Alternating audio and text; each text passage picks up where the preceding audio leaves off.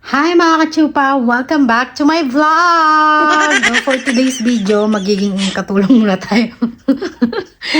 Katulong muna ang peg natin for today's video dahil wala tayong magawa at madumi ang aming living room dahil kahapon nandito yung mga bagets, nag-spend ng Sunday sa amin, nanood kami ng movie. And ngayon, medyo makalat, so lilinisin ko muna. At ang aking asawa ay pumasok. So, ayan po ang aking living room. Linis muna tayo.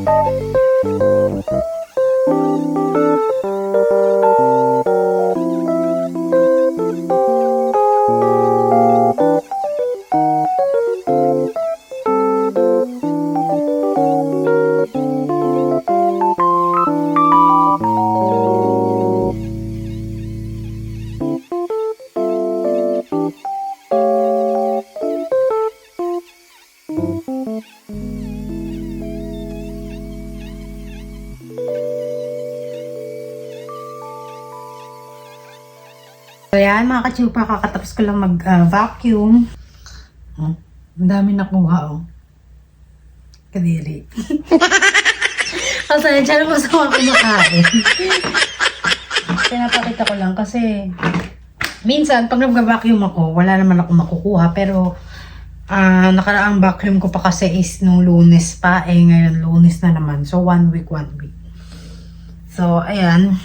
Kakatas ko lang mag-vacuum. Buti hindi sobrang dumi kasi yung mga iba, minsan napupuno yung ganyan nila, di ba? Lalagay ko muna to, itong vacuum dito sa dito.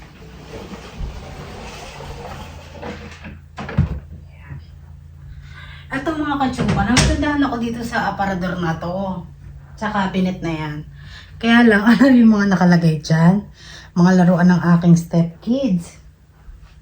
Para kay daddy lang ito. Itong malaking to. Ang laki, no? Puro laruan lang ng mga tanks niya. Ito pa. Ayan. Ito kasing cabinet na to, nakita lang ng aking asawa sa neighbor niya. Nakita niya lang yan sa sa Facebook na free. Pinuntahan niya, ayan. So, nakuha niyang free. Kaya lang, mabigat siya. So, dinala niya yung sasakyan ng amo niya. Dinala niya, iniram niya muna, tapos kinuha niya yung, ang ganda kaya oh, pag binili mo yan, mahal din yun oh. So iniisip ko kung saan ko ilalagay yung Christmas tree, dito ba o dito, parang maganda siya doon, kasi meron ng saksakan dito kasi malapit yung pintuan namin oh. Kaya iniisip ko dito ko na lang ilalagay yung Christmas tree pagka bumili na kami. So, medyo mainit sa labas. I think this is the last week na mag-iinit. Next week is tag-ulan na. So, mag-i-start na naman yung snow. Naku, sasakit na naman yung ulo ko. Gusto ko sana maglinis ng aming garden. Napakainit sa labas. Ayan o. Nakita ko sa inyo. Diba? Nakita niyo yung aking neighbor. Ayan o. Naglilinis sila ng kanilang garden. Kaya lang kasi ayoko maglinis sa labas, tas wala akong kasama, ako lang mag-isa. Napakainit ang aming grasses, nagiging brown na kahit dilig ako ng dilig. So, ayan yung aming neighbor. Nako, this is the last week na tag-init. Diba? Katingin lang ang aking alagang Kiki! Napakabait niyang cooking yan. Napakabait naman ng batang yan. Napakabait naman ng batang. Ere, ano? Gigigil ako sa'yo.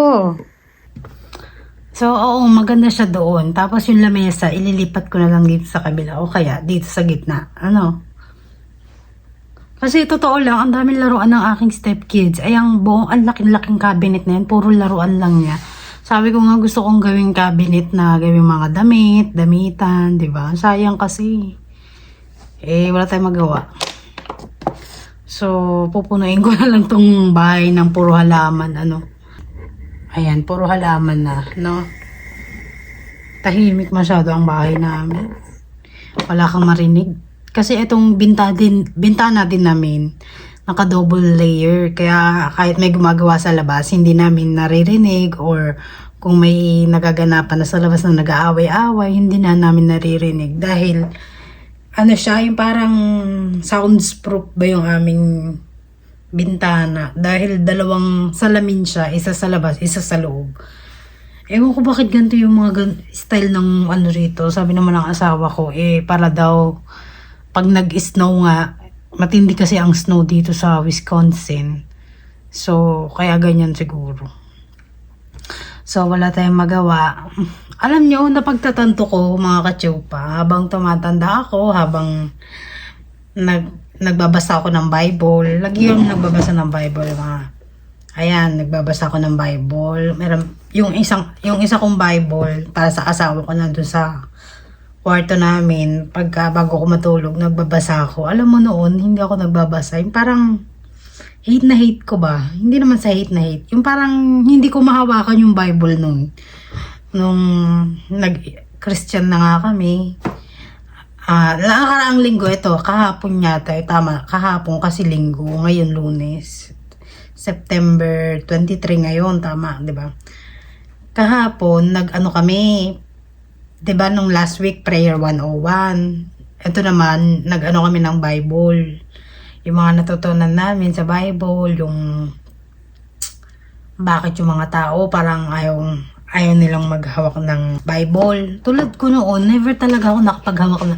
Nahawakan ko lang pero hindi ko nabasa, hindi ako mahilig magbasa. Alam mo, wala talaga. Basta, parang hindi ko talaga bet magbasa ng Bible. Nung nag-Christian na kami, gusto ko nang makilala si Jesus, ang dami pala nangyari, basta mapagtatanto mo sa buhay mo na masarap din pala magbasa ng Bible pagka wala kang ginagawa or bago ka matulog. Tulad nung kahapon nga nagbasa nga kami. Yun yung mga natutunan namin sa mga chapter, mga ganyan. Peter chapter 2, parang mga ganon. Ano Peter chapter 2? Walang ganon. Sabihin. Basta may mga ganon, yung mga Hebrew, something like that, yung Isaiah, ganyan. Pero ang favorite ko ng Bible verse is when the time is right, I the Lord will make it happen. Isaiah 60:22. Tama ako, di ba?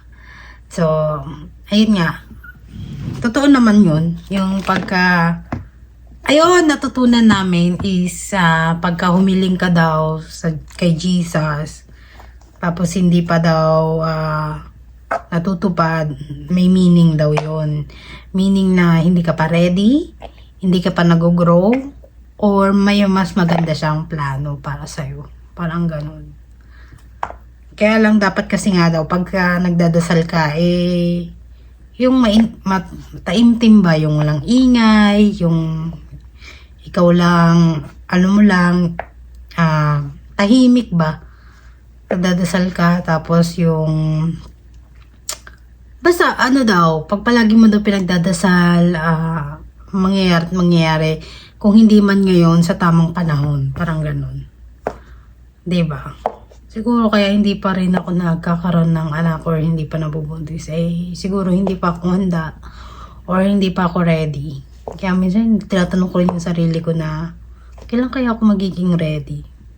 Baka mamaya maging ready ako mga 50 years old, 60 years old na ako. Naku, hindi ko na kayang no? Ewan ko lang kung buntis pa kaya ako nung ganun. Pero, alam ko naman na, ng nanay ko rin kasi matagal din nagbuntis noon, nung dalaga siya. Ano nga, yung kinukwento sa akin ng nanay ko, yung 5 years na daw sila nung papa ko, asawa niya.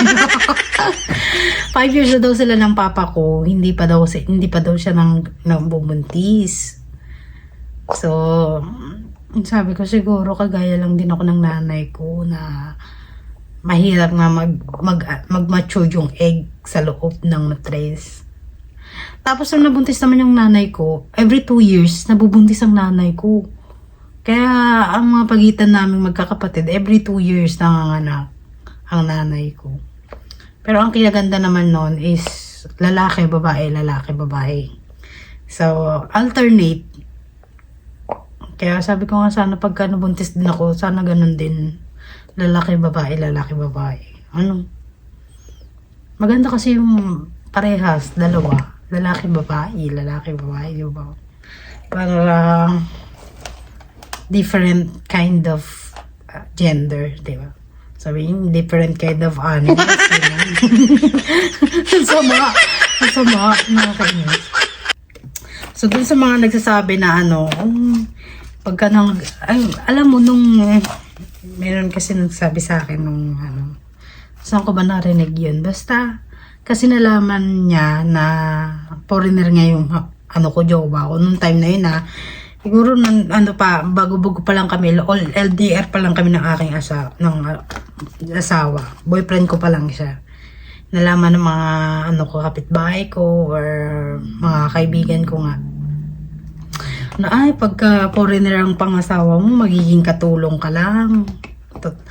May mga nagsasabing ganyan, totoo naman, diba? May mga nagsasabi silang ganyan na hindi mo alam kung bakit nila nasasabi yun or wala kang alam kasi minsan napapaisip ka na bakit kaya nila nasasabi yan. Siguro ayaw nila sa foreigner or ewan ko kung meron silang ganap sa buhay, pero ayoko lang magsalita ng Siguro kasi nasasabi nila yan dahil ngayon napapanood nila na sa mga ibang Pilipina nag-vlog, tapos nasa ibang bansa, linis lang ng linis, ginawang katulong daw, lagi daw nasa bahay, hindi nagtatrabaho, ganyan. Alam mo, nung nalaman kong magbasa ng Bible, naging Christian, lagi na kami natin ng Christian. Alam mo, sa pagiging housewife, totoo lang, nabasa ko sa Bible, ginawa ang babae para katulong ng lalaki. Hindi naman sa totally made, para maging katulong ba, hindi totally katulong. Yung katulong sa buhay ba, kung para diba? Yung, kung alam nyo lang yung sa Bible, nakalimutan ko na yung chapter 9, basta ginawa diba una ginawa si Adam ba yun? Adam. Ayun. Sabi diba ginawa si Adam? And then, nung nalaman ni God na hindi kaya ni Adam mag-isa, pinatulog si Adam, tapos kinuha yung tagiliran. Tama ba yun? Tagiliran o tadyang. Basta may sinasabi, nakalimutan ko na yung nasa dulo na ng dila ko. Tapos pagkagising niya, nandyan na si Eva. Diba? Eva at Adan. Diba? Tapos, yun nga yung sa Bible nga, yun nga yung nabasa ko na ginawa ang babae para maging katulong ni Adam. So, yung naging Christian nga ako, napagtanto ko na hindi naman masama maging housewife lang. Actually, yun nga yung yung parang mahirap din na trabaho pagiging housewife kasi tulad niya wala pa kami anak. Pero ako na minsan may mga oras na nahihirapan din ako pagka ako lang mag-isa, tapos malinis na yung bahay, wala kang magawa. Parang nalulungkot ka pa rin no? Kasi wala ka nang magawa. Ano kayong magagawa mo? Ano pa kayang gawin mo? Nalinis mo na yung buong bahay, yung bahay ng kapitbahay mo, nalinis mo. Wala ka na talaga magagawa Parang nalulungkot ka dahil, ayun, mga isang dahilan kung bakit mahirap din maging housewife lang. At totoo lang, gusto ko rin naman magtrabaho. Kaya lang kasi, pag nagtrabaho ako, parang nagkakaroon na kami ng hati ng oras. Kumbaga hindi na yung oras ko, hindi na nakalaan sa bahay, hindi na nakalaan sa asawa ko. Napupunta na sa ibang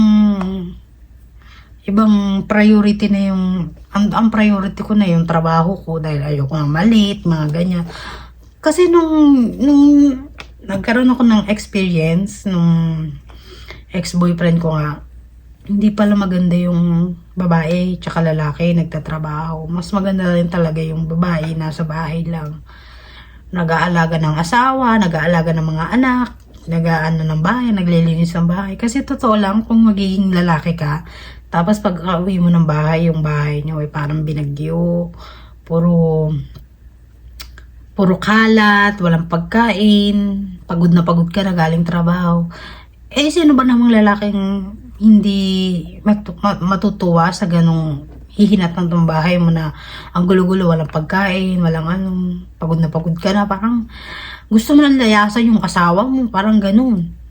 Kaya napagtatanto ko rin na mas okay na to yung dito lang ako sa bahay kahit na mabuboring ako minsan. Andito naman yung alaga kong si Kiki. Buti nga binilan ako ng alaga kong pusa ng aking asawa. Ay, hindi pala bilihan. Bigay lang na kita namin sa internet na free. So, kinuha na namin. Andun sa mga tag dito, yung mga tao na walang foreigner, tapos ang sabi nila, magiging katulong ka lang dyan, gano'n. Diba?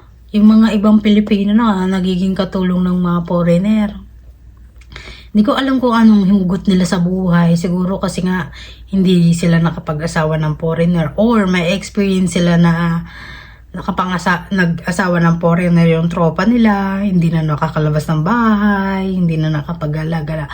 Alam mo, sa buhay natin, minsan may napagtatanto tayo na mas importante nag-i-stay ka na lang sa bahay kaysa sumama sa mga barkada or magbanding sa mga barkada tapos makisabay sa uso. Kasi nung time ko nga nun, marami rin akong barkada, tapos minsan may mga barkada pa na nagbabad influence sa'yo na, ay, naku, iwanan mo, ay, naku, saglit lang to yung pupunta tayo ng bar, bar tayo, magsaya-saya tayo, pag sweldo, parang gano'n.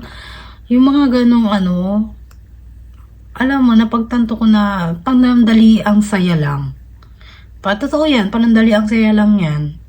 Kaya sabi nga dun sa Bible, nakalimutan ko na naman yung yung chapter na may sinabi sila na mas piliin mo daw ang kahit hindi ka masaya, basta yung tama. Kaysa maging masaya ka ng panandaliang oras tapos hindi naman tama. Basta may nakalimutan ko na yung nakalimutan ko na yung sa Bible. Basta pagka nagbabasa kasi ako ng Bible, may mga natututunan din ako. So, itry nyo rin kaya magbasa ng Bible.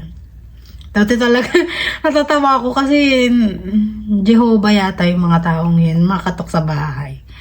Naalala ko nung nandun nga kami sa Punta Santa Ana nakatira, diba? Tumira kami dyan. May kumakatok talaga sa bahay na na mga taga Jehovah. Tapos babasahan ka nga ng Bible na tag dito. Kilala mo ba si Jesus? Ganyan, parang gano'n. Naniniwala ka ba kay Jesus? Alam mo, mga ganong tao nung time na yon, hindi, parang ayaw ko nakikinig sa mga ganun noon nung bata ako. Pero ngayon, alam mo, napagtanto ko sa buhay na isa rin pala ang maganda sa bahay magkaroon ng Holy Bible. Kasi pagka meron ka nito, parang feeling ko, hindi ko sinasabing feeling ko maliligtas kayo, parang gano'n na. Feeling ko malalayo ka sa mga kasamaan na mga mga bad influence. Parang mahirap ka ng mahirap ka nang yayain ng mga barkada mo pagka nagbabad influence sila sa'yo. Yung, tara, inom tayo, ganyan. Tara, tayo, punta tayong padis, ganyan, di ba? Di ba may mga gaya, tara, punta tayo bar, yung mga ganun. Panandali ang saya lang yun. Pero pagka uwi mo sa bahay, hindi naman masaya. Parang nahihilo ka lang. Totoo lang, nung bagets-bagets ako, yung gusto ko nga ma-experience yung sayang ganon dahil hindi ko pa na-experience yung pumunta ng bar, kasama yung mga tropa. Nung pagka-uwi ko, sumakit lang yung ulo ko. Nagsuka-suka pa ako. Hindi ko talaga ginusto yung alak. Nung time na yun, after no, hindi na ako naulit na pumunta ng bar. Parang, maubos ang pera ko dyan. Tapos ano pa mangyayari? Tapos hindi ko alam kung ano mangyayari sa akin. Ganyan. So, hindi na ako, hindi na ako umulit pa. Tapos sumakit lang yung ulo ko, kinabukasan. Talagang, hindi ko talaga gusto yung alak sa sa pakiramdam ko, tsaka yung yosi. Yung nangyari yun, di na. Mag-ano na lang tayo, shopping. Yun, okay pa. At least makakapag-exercise ka pa sa mall. Di ba sa Philippines mainit, di ba? So lagi, nanay ko naman ang lagi kong kasama pag pupunta kami ng mall or tara, let's go at Starbucks. Di ba? At least kasama mo nanay mo, magulang mo, mga kapatid mo, minsan yayain mo. Mas okay pa yung ganun sa akin kasi nakakapag-exercise ako. Okay lang maubos yung pera ko, at least naubos sa pamilya ko, di ba? Kaysa naman sa ubusin mo yung pera mo sa walang kakwenta-kwentang bagay na alak, sigarilyo, tapos wala namang effect sa katawan mo. Buti sana yung ikakaganda ng katawan mo, hindi Parang nakakasunog pa ng baga, nakakasunog pa ng... Basta hindi maganda yung side effect niya sa Okay na sana kung lalaklaking king alak kung mayroong side effect na maganda. Kaya lang hindi talaga maganda ang alak. Kaya lagi ko ang sasabihan ng mahal ko sa buhay na ilayo nyo yung sarili nyo sa mga ganyan na wala namang kakwenta-kwenta. Diba? Sayang sa pera. Bubuisit pa yung mga kasama mo sa bahay dahil wala ka nang magawa sa buhay. Inubos mo pa yung pera mo para sa walang kakwenta-kwentang bagay. Kung pinambili mo ng bigas yan, diba? Yung kasi mo, kung pinambili mo mantika yan, 5 piso lang. Yung mga ganun. Yung mga ganun, 5 pisong tinatakal-takal. Ayun. Kaya sabi ko, hindi ko talaga ginusto yung alak. Wala talaga sa ko. Kasi may mga iba, gustong-gusto yung alak. Pero ako talaga ayoko. Kahit yung yosi, kahit yung vape, hindi ko talaga ginusto. Ewan ko bakit ganun. Hindi ko talaga sabihin para para maangas lang, ganun, para may tutulang. Wala hindi ko talaga ginusto. At saka ayoko rin maging patok, yung kung ano yung uso, gagayahin mo. Ayoko nang ganun. Gusto ko yung normal citizen. Ganun. Simpleng bata lang, simpleng kahit madungis. At least walang bisyo, di ba? Kahit madungis. Nakatawa na ako sa sinasabi ko, So, ayun. Minsan, mas okay pang yayain. Yung mga napagtanto ko sa buhay na mas okay pa yayain yung magulang mo, kapatid mo, kaysa sa mga tropa mo na wala namang care sa'yo. Yung ikaw lang may care, tapos sila wala namang care. Diba? Ako, huwag na kayong mag-aksaya ng mga oras dyan sa mga kaibigan nyo. Kasi, totoo lang, walang kaibigan nagtatagal. Depende yan kung meron pakikinabangan sa'yo or hindi. Kung wala. Diba? Totoo yan. Meron namang kaibigan na nagtatagal na kahit wala namang nakukuha nakikipagkaibigan pa rin. Totoo lang. Kaya lang yung sa akin kasi, yung mga karamihan ng mga kaibigan ko, kumbaga kaibigan lang sila dahil may pakikinabangan. Diba? Pero may marami rin akong kaibigan na totoo kong kaibigan talaga. Diba? Yung pagka hindi mo minessage or hindi kayo nag-uusap, tapos pagka nagkita kayo, babalik yung dati yung pagsasamahan, yung ganun. Kasi may mga iba kasi pagka ang tagal nyo nang hindi nagkikita, nag-uusap, tapos magkita kayo one time sa supermarket o kaya sa mga palengke, ganyan-ganyan. Pag nagkita kayo, hindi na kayo nagpapansinan. May mga ganun, di ba? Pero hindi rin natin masasabi.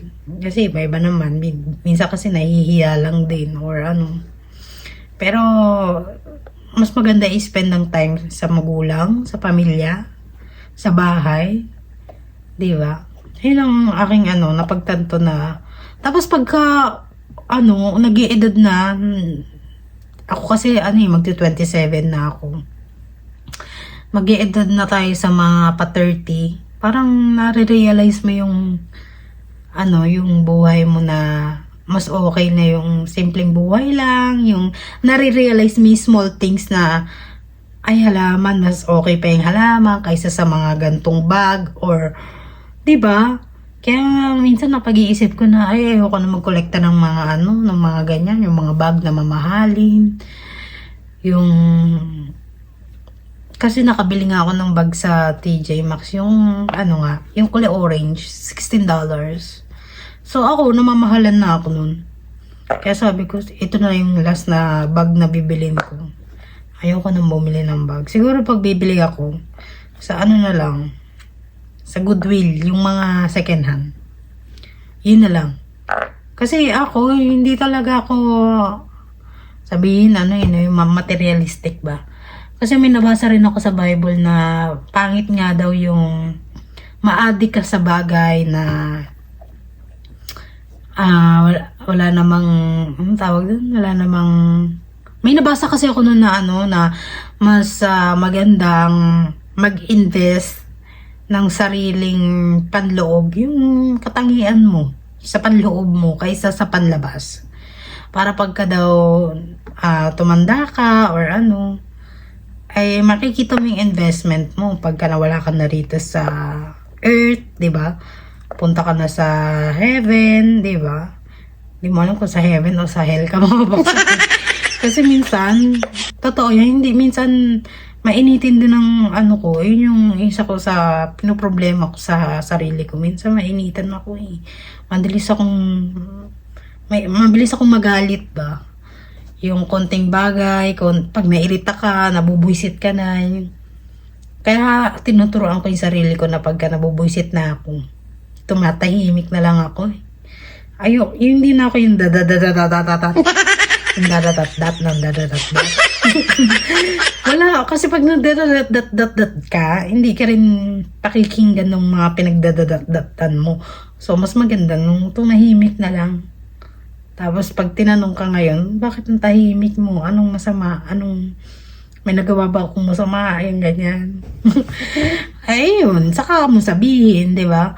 Kasi pagka dinadadaram mo yan, naku, hindi makikinig yan. Ayun yung natutunan ko sa buhay na dapat pala hindi ganun, yung hindi ka magdadadat, hindi kayong ayun, dami ko rin natutunan dahil sa Bible, sa pagbabasa ko ng Bible. So, maganda rin talaga nagbabasa ng Bible.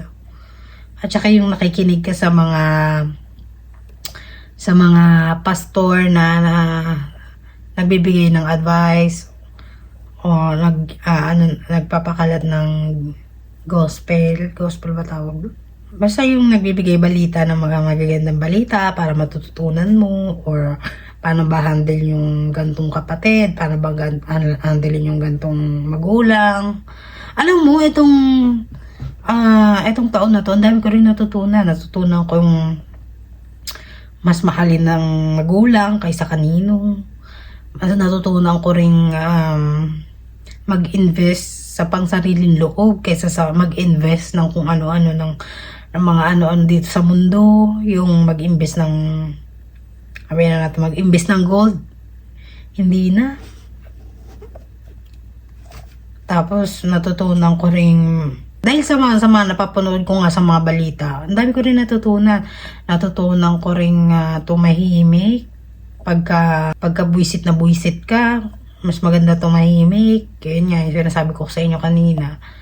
Tapos mas maganda rin Natutunan ko ring kumain ng...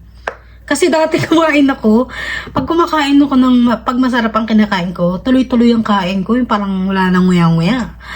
Pero ngayon, natutunan ko ng ngumuya. Yung, kasi nga, may natutunan ako na mas masarap kainin ang kinakain pagkadahan-dahan lang. Kaysa yung mabilis.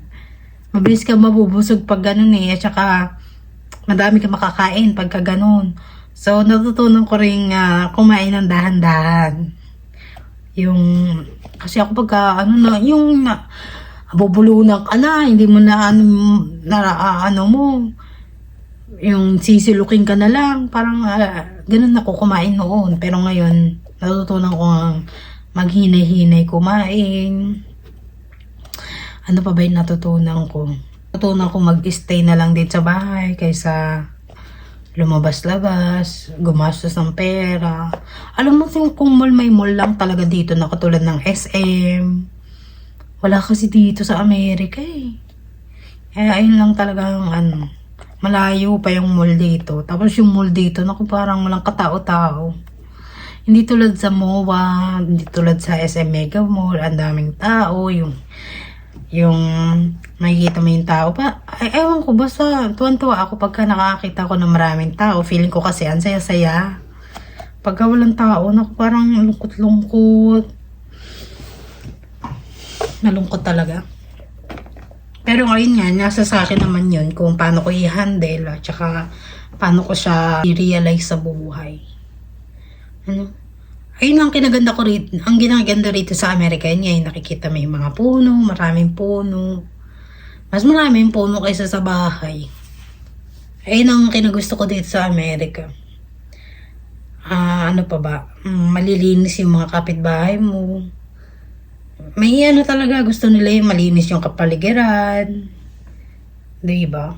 Buti yung aming neighbor, wala silang mga aso. Kasi yung mga ibang neighborhood na napuntahan namin, merong mga aso. Tapos yung gearbox ng mga aso nakalagay sa nagkalat sa kalye. Hindi dinadakot, nilalagay lang dun sa grasses.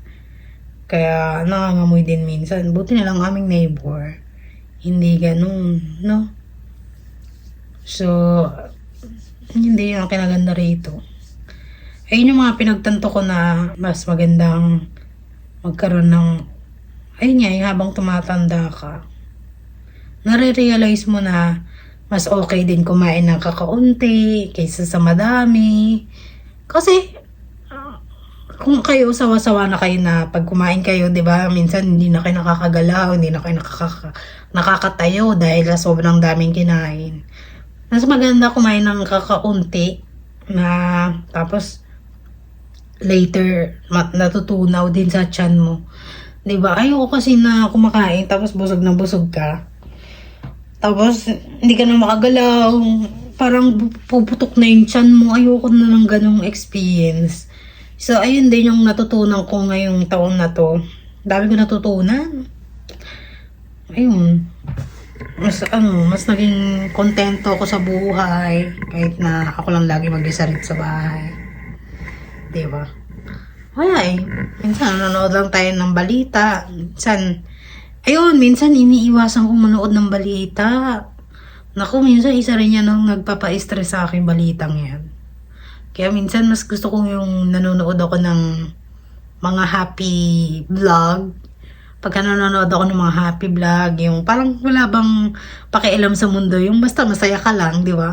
Ayun ang gusto ko. Kaya ayoko nag-broadcast dito sa aking vlog ng mga problema sa buhay.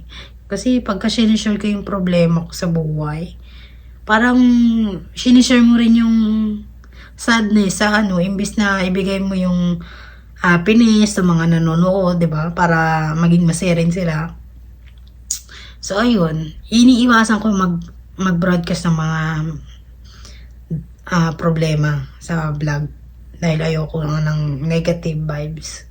Gusto ko positive vibes lang, 'di ba? Para masaya, 'di ba? Ano pa ba yung mga marami akong pagtatanto na dati iniisip ko na, ang akala ko pagka may pagkain ka sa rep, okay ka na, yung ganyan. Ngayon ang pagtanto ko na mas okay na walang laman ng rep dahil ayoko rin yung natatapon yung mga gulay or yung mga nakaimbak sa rep tapos mga expired na yung mga ano, alam mo yung next time ang iba-vlog ko kung paano mag-organize ng refrigerator na may mga gulay para patagalin sa loob ng rep, di ba? Kasi dati nasa Philippines ako kung nasasayangan ako sa mga gulay na nabibili ko tapos natatapon ko kasi bulok na. So ayun din ang isang natutunan ko na mas okay pa lang hindi bumili ng maraming kasi iimbak mo sa rep, masisira. Di ba? Tapos hindi nakakain, mga ilang buwan pag nakita mo meron ng amag. So, pangit din, sayang din ako sa pera. So, ayun. So, ayan, mas maganda. So, maraming salamat mga kachupa. Sana may natutunan naman tayo for today's video. At maraming salamat dahil na tayo. Pa 1,000 subscriber na tayo. Sana maging 1,000 na. Para masaya lagi. Maraming salamat mga kachupa. Sana may natutunan. At don't forget to share our video and subscribe our video. Maraming salamat.